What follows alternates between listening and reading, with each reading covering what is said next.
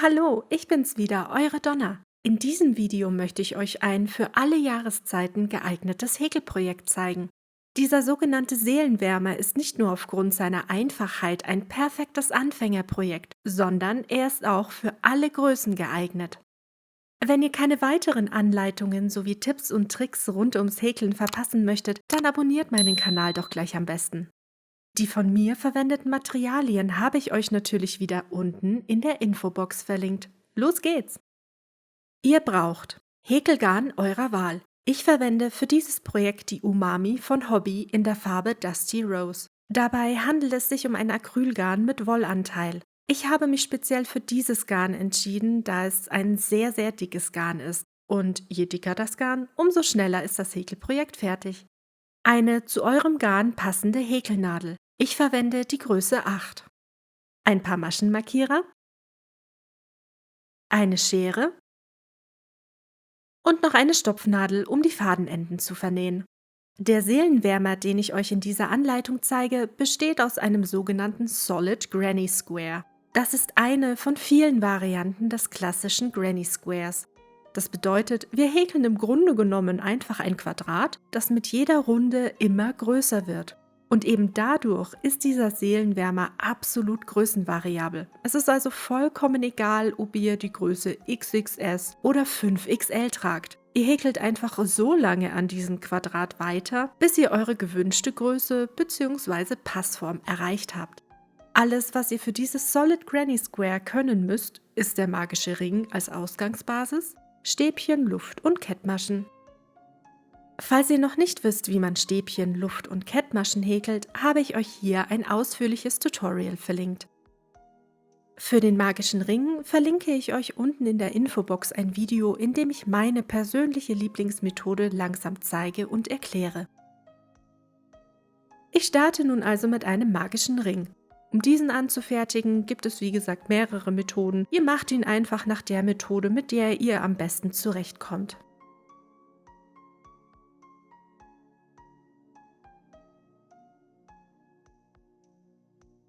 Da wir hauptsächlich mit Stäbchen häkeln werden, brauchen wir nun erstmal 3 Luftmaschen, um auf die Höhe von Stäbchen zu kommen.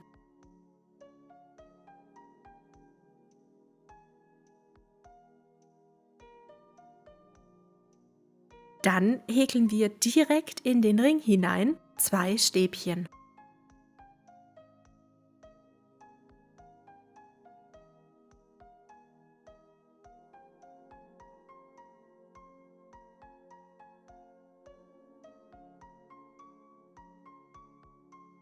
Danach 2 Luftmaschen. Darauf folgend werden wieder direkt in den Ring 3 Stäbchen hineingehäkelt.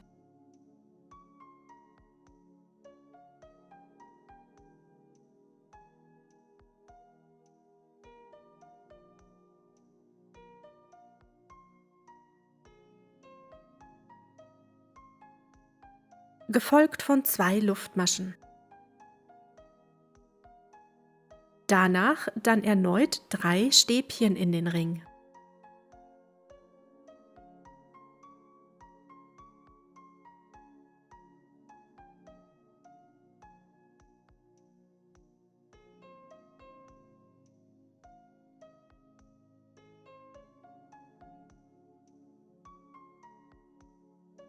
Und nochmal 2 Luftmaschen. Dann noch ein 4. Mal 3 Stäbchen in den Ring.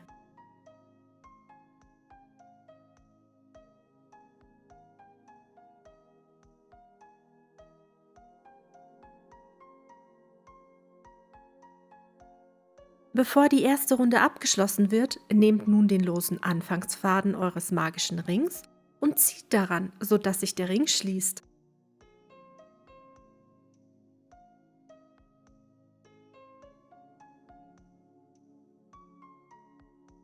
Damit euch der lose Faden nicht im Weg umgeht, legt ihn einfach nach hinten unten um. Um diese erste Runde zu beenden, werden wir abschließend 2 Luftmaschen häkeln. und dann diese durch eine Kettmasche mit der dritten Steigeluftmasche verbinden.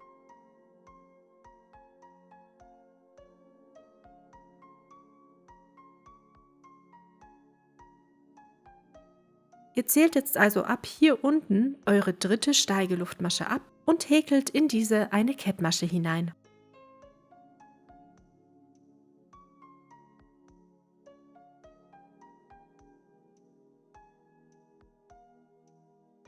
Wie man jetzt schon gut erkennen kann, haben wir dadurch ein kleines Quadrat geschaffen, bei dem die Ecken aus jeweils 2 Luftmaschen und die Seitenteile aus 3 Stäbchen bestehen.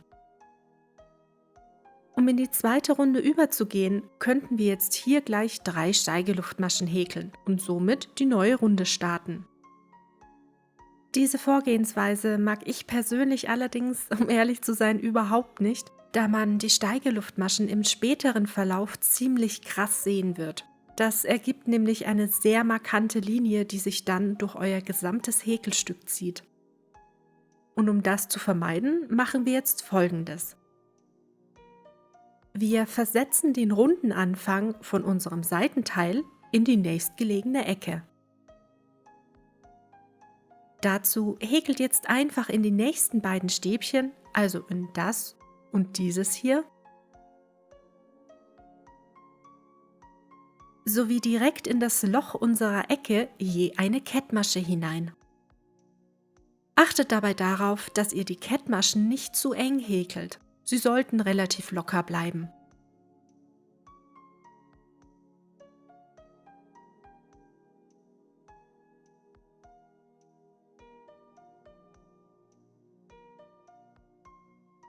Und somit haben wir den runden Anfang von der Seite in die Ecke versetzt und erhalten dadurch einen relativ unsichtbaren Rundenübergang. Um in die zweite Runde überzugehen, brauchen wir jetzt erstmal wieder 3 Steigeluftmaschen.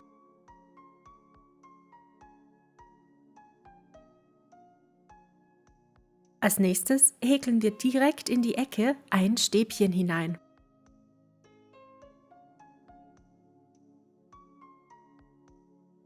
Gefolgt von 2 Luftmaschen. Danach häkeln wir wieder direkt in die Ecke 2 Stäbchen.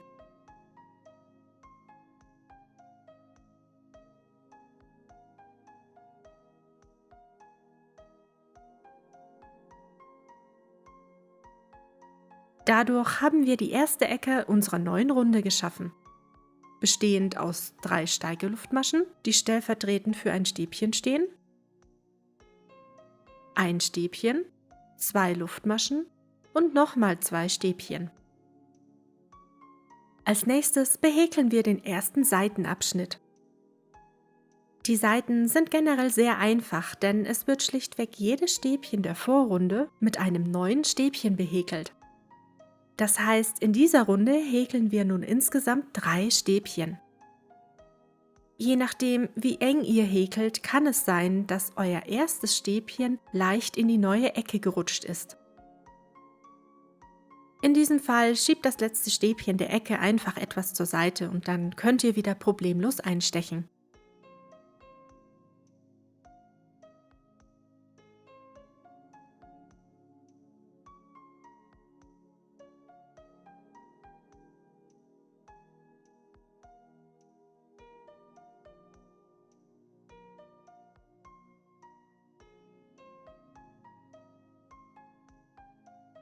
Im Anschluss folgt die zweite Ecke. Hier werden wir nun 2 Stäbchen häkeln.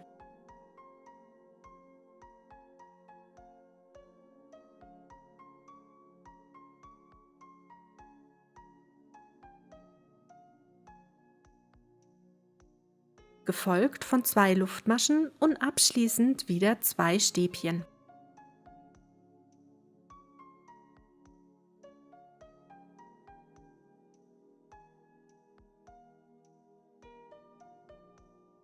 Und so haben wir auch schon unsere zweite Ecke gehäkelt.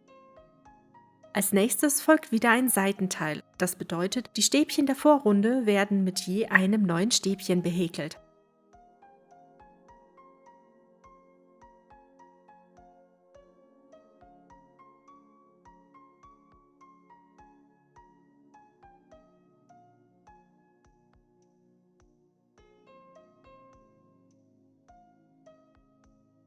Und jetzt sind wir auch schon wieder bei der nächsten Ecke angekommen.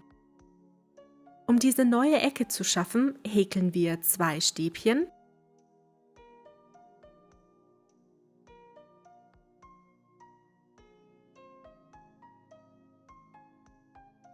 2 Luftmaschen und wieder 2 Stäbchen.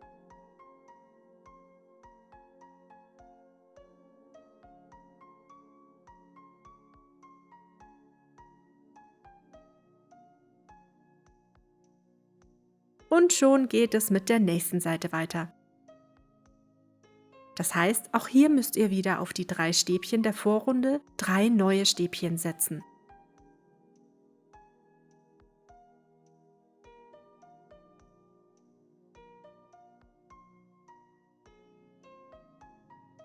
Somit sind wir bei der letzten 4. Ecke angekommen. Diese behäkelt ihr wieder wie gewohnt mit 2 Stäbchen, 2 Luftmaschen und 2 Stäbchen.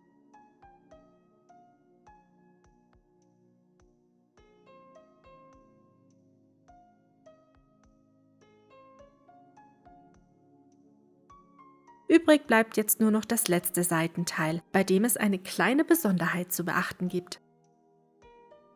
An dieser letzten Seite befinden sich nun die Kettmaschen, die wir gehäkelt hatten, um den runden Anfang in die Ecke zu versetzen. Wenn man nach dieser Methode noch nie gehäkelt hat, kann es nun ein bisschen verwirrend sein, denn wenn ihr hier mal ganz genau hinschaut, dann seht ihr, dass sich dort hinten auch nochmal ein hinteres und ein vorderes Maschenglied befinden.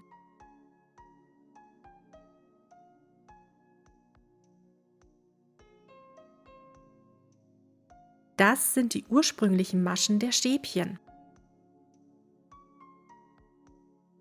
Uns interessieren aber nur die Maschenglieder der Kettmaschen. Diese nach hinten versetzten Maschenglieder sind komplett irrelevant, die braucht ihr nicht weiter beachten.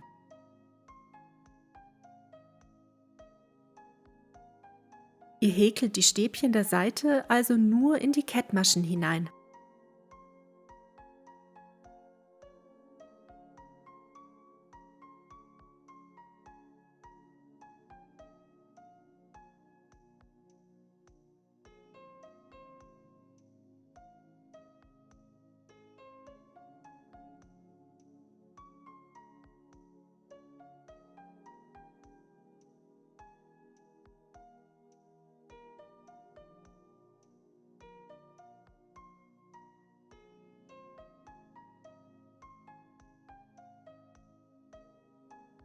Danach achtet auch darauf, dass ihr nicht aus Versehen noch ein Stäbchen in die Masche häkelt, in der sich bereits die 3 Steigeluftmaschen des runden Anfangs befinden. Denn diese Masche ist ja schon mit den Steigeluftmaschen behäkelt und daher kommt auch dort kein weiteres Stäbchen hinein. Habt ihr das alles beachtet, ist nun auch die 4. Seite der 2. Runde fertig. Das heißt, wir müssen den Anfang und Ende der Runde nur noch mit einer Kettmasche miteinander verbinden. Ihr zählt also wieder von unten gesehen die 3. Steigeluftmasche ab und behäkelt sie mit einer Kettmasche.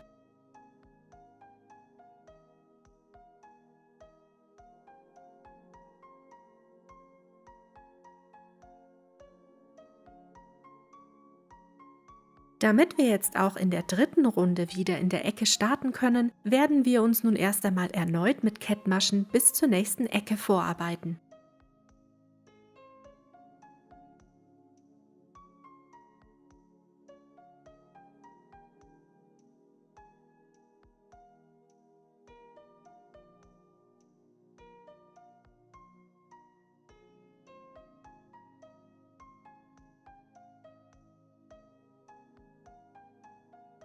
Um nun in die 3. Runde überzugehen, brauchen wir erstmal wieder 3 Steigeluftmaschen, die ja stellvertretend für ein Stäbchen stehen.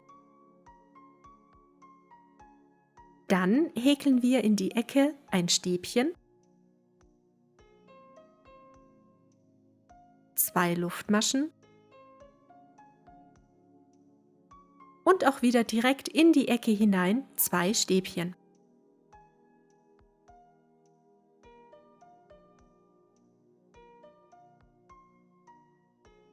Dadurch haben wir die erste Ecke der dritten Runde geschaffen. Wir befinden uns nun an der ersten Seite der dritten Runde. Im Vergleich zur Vorrunde haben wir jetzt aber nicht nur 3 Stäbchen, die behäkelt werden, sondern insgesamt 7. Bedingt durch die beiden Stäbchen in den Ecken erhöht sich die Stäbchenanzahl der Seiten in jeder Runde um 4. Das grundsätzliche Häkelprinzip bleibt allerdings in jeder Runde immer gleich. Das heißt, auch hier wird jetzt einfach wieder auf jedes Stäbchen der Vorrunde ein neues Stäbchen draufgesetzt. Behäkelt daher das aktuelle Seitenteil mit 7 Stäbchen.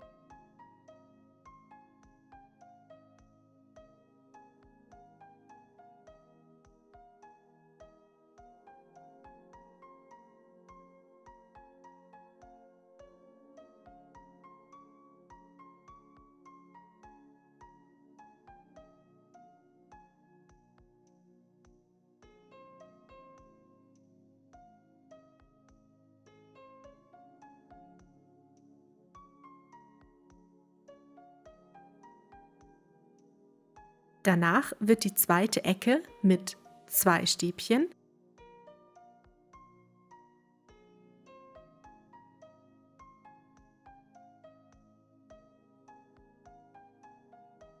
zwei Luftmaschen und 2 Stäbchen behäkelt.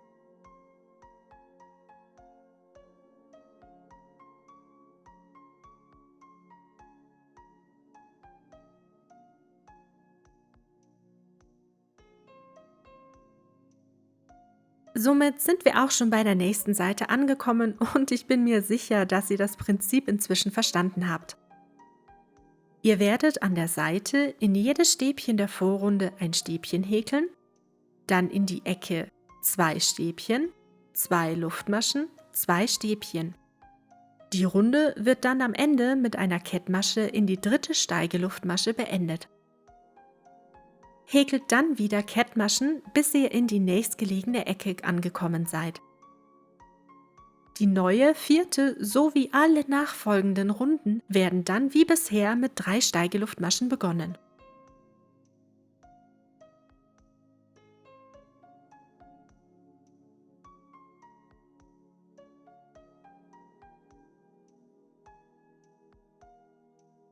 Um euer Häkelstück anzuprobieren, faltet es jetzt einmal in der Mitte zusammen und steckt anschließend die Seitenteile zusammen.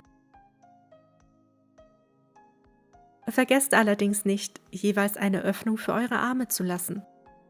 Die Seiten könnt ihr einfach mit Maschenmarkierern oder aber, wer näht, wird's kennen, mit Wonderclips zusammenstecken.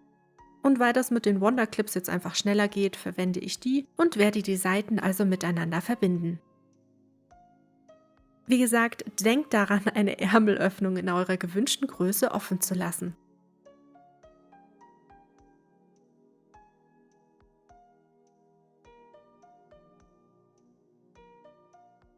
Wie schon zu Beginn erwähnt, ist durch das Häkeln im Quadrat jede Größe und auch verschiedene Stile möglich. Ob ihr euren Seelenwärmer als eine Art Bolero oder eher als Cardigan tragen möchtet, bleibt vollkommen euch überlassen. Ich habe inzwischen meine gewünschte Größe und Passform erreicht. Für euch zur Orientierung: Ich habe insgesamt 20 Runden gehäkelt, aber wie gesagt, ihr macht euren Seelenwärmer natürlich genau so groß oder klein, wie ihr das eben gerne möchtet. Als nächstes werden wir uns um die Seitennähte kümmern. Diese müssen jetzt bis zur Ärmelöffnung geschlossen werden. Damit sich die Seitennähte nicht auf der Vorderseite befinden, solltet ihr euer Häkelstück jetzt einmal umdrehen und dadurch die Innenseite nach außen verlagern.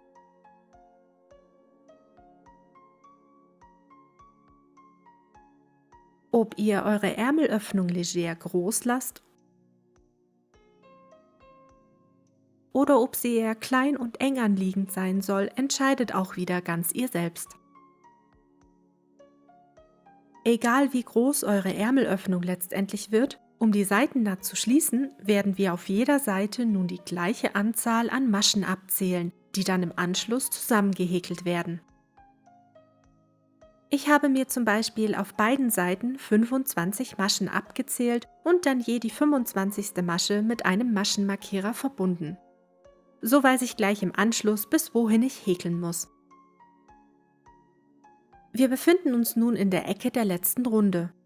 Um beide Seitenteile miteinander zu verbinden, stecht in das Loch der gegenüberliegenden Ecke ein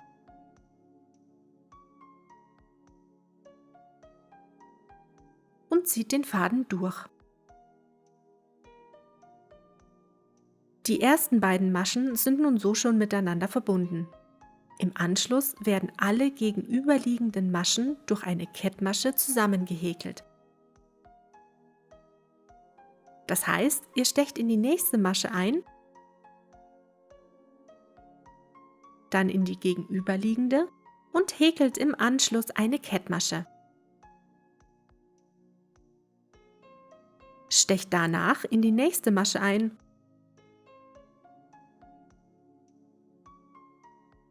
genauso in die dort gegenüberliegende und verbindet sie wie vorhin schon ebenfalls mit einer Kettmasche. Nach diesem Prinzip werden alle verbliebenen Maschen der Seitennaht miteinander verbunden. Achtet dabei darauf, dass ihr auf jeder Seite immer durch beide Maschenglieder stecht. Seid ihr bei euren letzten beiden Maschen angekommen, entfernt die Markierung und verbindet auch diese mit einer Kettmasche.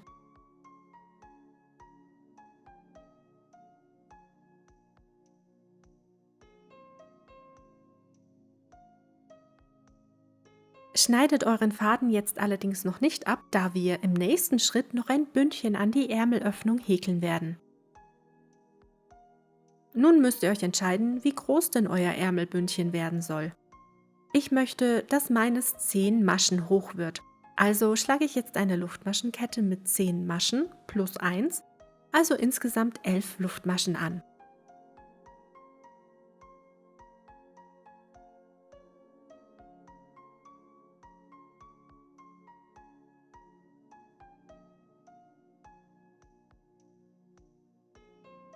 Wir häkeln dann nicht auf der Vorderseite der Luftmaschenkette weiter, sondern auf der Rückseite. Dort seht ihr kleine Stege und in die häkeln wir jetzt weiter. Überspringt den ersten Steg von eurer Häkelnadel aus gesehen, stecht in den zweiten Steg ein und häkelt dort eine feste Masche.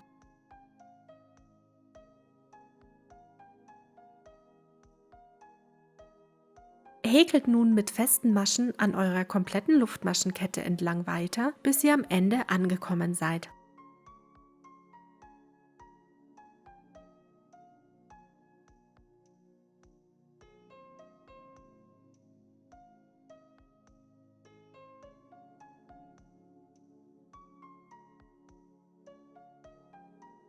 Am Ende eurer Luftmaschenkette angekommen, werden in die nächsten beiden Maschen der hier folgenden Ärmelöffnung jeweils eine Kettmasche gehäkelt.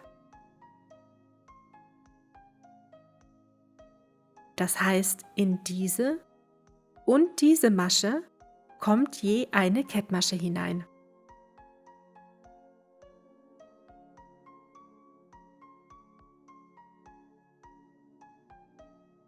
Danach wird das Bündchen gewendet und es folgt die Rückrunde.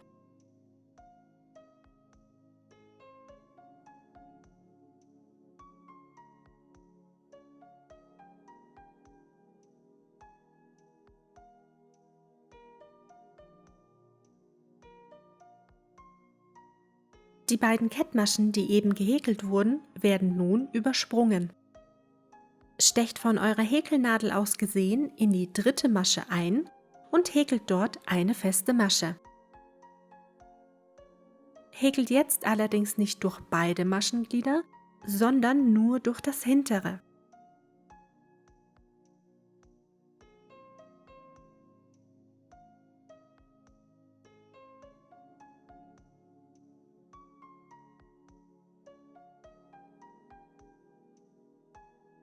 Die gesamte Reihe entlang wird jetzt also mit festen Maschen in das hintere Maschenglied gehäkelt.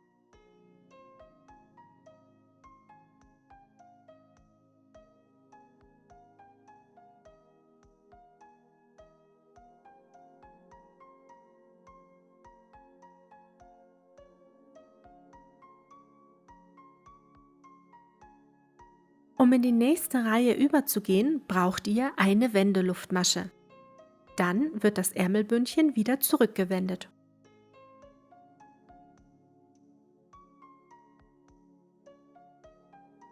Nun wird auch in dieser Reihe mit festen Maschen in das jeweils hintere Maschenglied entlang gehäkelt. Beachtet allerdings, dass die Wendeluftmasche stellvertretend für die erste feste Masche steht. Das heißt, in der Masche, in der sich die Wendeluftmasche befindet, wird keine feste Masche hineingehäkelt, sondern erst in die zweite.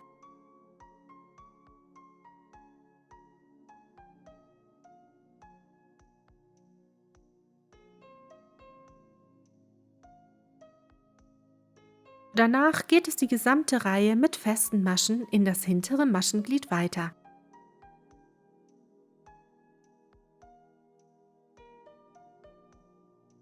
Am Ende eurer Reihe angekommen, häkelt ihr dann wieder in die nächsten beiden Maschen eurer Ärmelöffnung je eine Kettmasche hinein.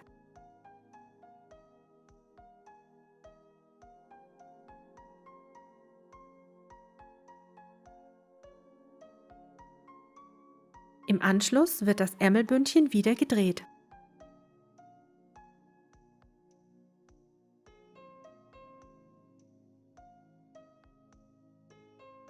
Dann werden, wie vorhin auch schon beschrieben, die beiden Kettmaschen übersprungen und ihr häkelt ab der dritten Masche von eurer Häkelnadel aus gesehen wieder die ganze Reihe entlang mit festen Maschen in das jeweils hintere Maschenglied.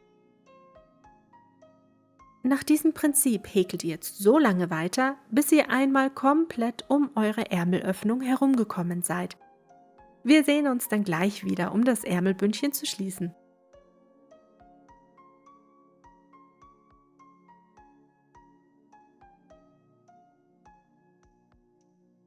Und ich bin jetzt mit meinem Ärmelbündchen fertig und muss nur noch die Naht schließen. Auch das geht nun wieder genauso super einfach wie schon vorher bei der Seitennaht. Legt also wieder die erste und die letzte Reihe eures Ärmelbündchens aufeinander und schließt die jeweils gegenüberliegenden Maschen mit Kettmaschen. Stecht auf der anderen Seite wieder durch beide Maschenglieder eurer ersten Masche ein und zieht den Faden durch. Im Anschluss werden alle gegenüberliegenden Maschen durch eine Kettmasche zusammengehäkelt. Das heißt, ihr stecht in die nächste Masche ein, dann in die gegenüberliegende und häkelt im Anschluss eine Kettmasche. Stecht danach in die nächste Masche ein, genauso in die dort gegenüberliegende und verbindet sie ebenfalls mit einer Kettmasche. Wir schließen diese Naht also genau nach der gleichen Methode wie auch schon die Seitennaht.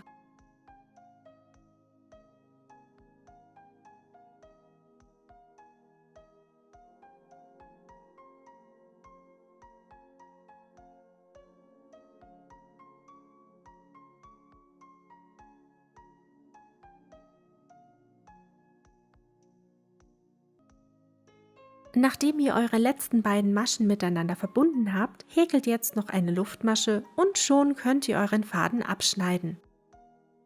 Denkt aber daran, dass ihr noch ein Stück Faden dran lasst, um ihn später noch vernähen zu können. Zieht dann den Faden noch durch eure zuletzt gehäkelte Luftmasche und zieht noch einmal fest daran, damit hier auch erstmal nichts mehr aufgehen kann.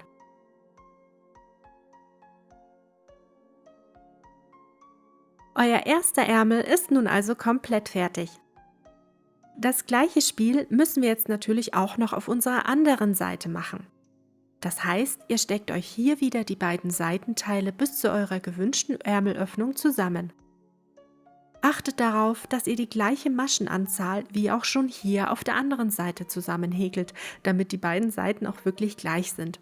Es würde ja total doof aussehen, wenn ein Ärmel plötzlich länger oder kürzer wäre als der andere. Im Anschluss an die geschlossene Seitennaht wird dann wieder das Ärmelbündchen in eurer gewünschten Höhe angesetzt. Setzt dazu einfach einen neuen Faden an und beginnt die Seitennaht, wie auch bereits zuvor beschrieben, zu schließen.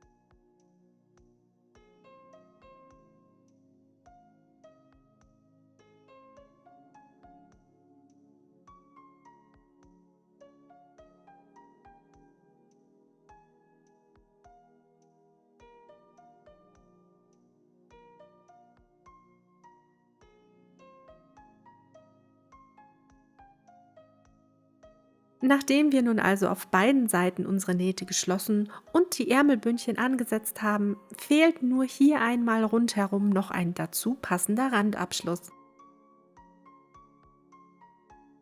Ob ihr dazu oben, an der Unterseite oder vielleicht sogar bei einer Seitennaht euren Randabschluss ansetzen möchtet, ist total egal, das bleibt ganz euch überlassen. Da ich mit meinem Rand gerne oben mittig beginnen möchte, werde ich eben hier nur ganz grob durch einfaches Zusammenfalten die Mitte bestimmen.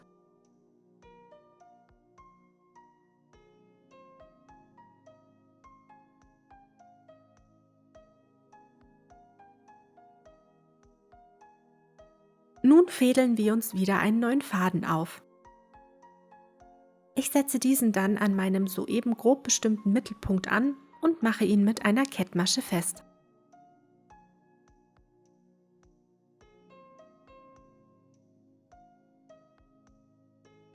Im nächsten Schritt müsst ihr euch dann entscheiden, wie breit denn eure Umrandung werden soll. Für meinen Seelenwärmer möchte ich, dass der Rand nur halb so groß wird wie das Ärmelbündchen. Wenn ihr euch erinnert, bei mir waren das ja 10 Maschen. Das heißt, ich werde mir jetzt hier eine Luftmaschenkette mit insgesamt 5 Luftmaschen plus 1, also insgesamt 6 Luftmaschen anschlagen. Wir häkeln dann aber wieder nicht auf der Vorderseite der Luftmaschenkette weiter, sondern wieder in die Stege, die sich hier auf der Rückseite befinden. Dabei machen wir es genauso wie auch schon beim Ärmelbündchen. Der erste Steg wird übersprungen und wir häkeln dann ab dem zweiten Steg mit festen Maschen entlang.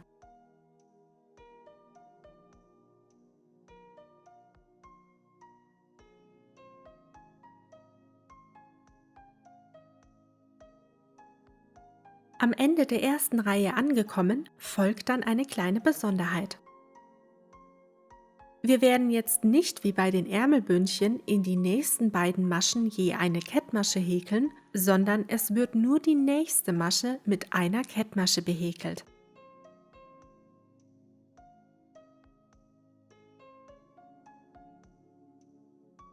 Und dann startet auch gleich schon die Rückrunde. Aber warum häkeln wir hier jetzt am Rand nur mit einer Kettmasche und nicht mit 2? Nun, würden wir auch hier in die nächsten 2 Maschen jeweils eine Kettmasche setzen und somit eine Masche überspringen, hätten wir den gleichen Effekt wie auch schon bei unserem Ärmelbündchen. Der Randabschluss würde sich zusammenziehen. Diesen Effekt müssen wir aber bei unserem Randabschluss unbedingt vermeiden, da der Seelenwärmer sonst letztendlich enger werden würde und das wollen wir ja nicht. Daher wird hier nur die nächste Masche mit einer Kettmasche behäkelt und dann startet auch schon die Rückrunde. Nachdem ihr also die Kettmasche gehäkelt habt, wird der begonnene Rand gewendet.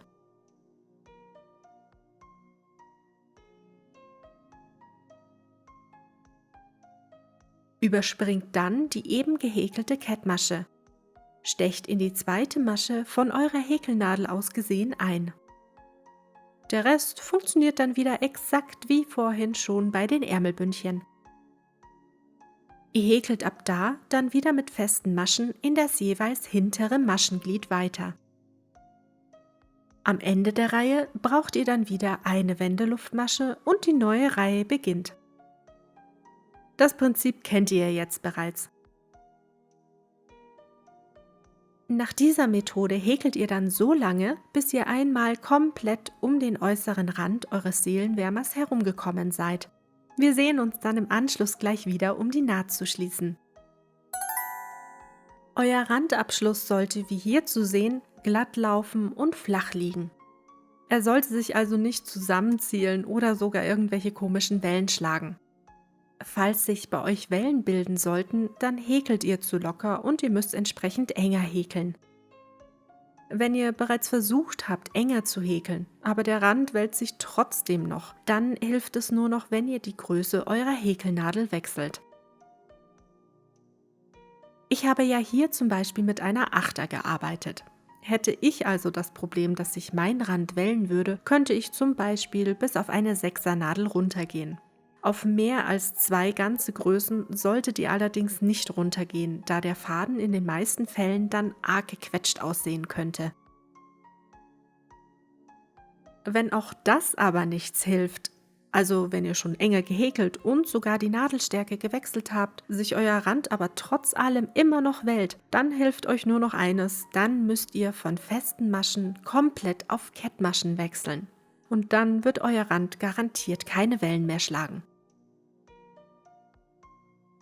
Ich habe nun den Rand meines Seelenwärmers soweit fertig, sprich ich habe hier einmal komplett herumgehäkelt und nun muss nur noch die Naht geschlossen werden. Und wie das funktioniert, das wisst ihr ja inzwischen schon. Häkelt einfach wieder alle jeweils gegenüberliegenden Maschen mit Kettmaschen zusammen.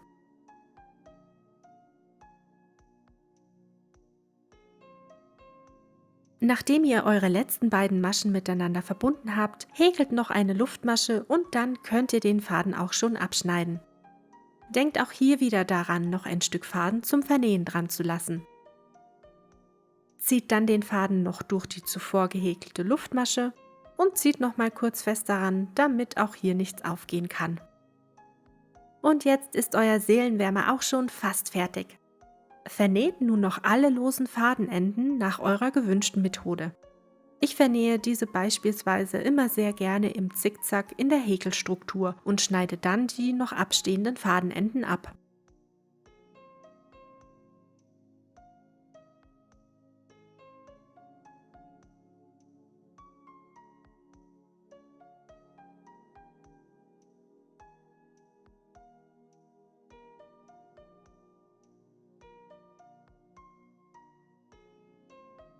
Alle Fäden sind vernäht und das heißt, jetzt fehlt wirklich nur noch ein letzter Schritt.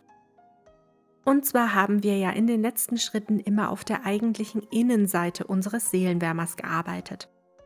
Wir wollen ja aber nicht die Nähte nach außen tragen, deshalb müssen wir jetzt unser Häkelstück noch einmal umstülpen.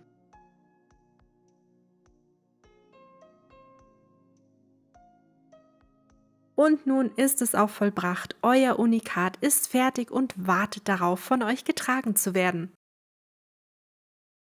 Wenn ihr euren eigenen Seelenwärmer nach meiner Anleitung hier gehäkelt habt, dann würde ich es wahnsinnig gerne sehen und bestaunen wollen. Benutzt dafür in euren Social Media Posts den Hashtag Handgemacht mit Donna.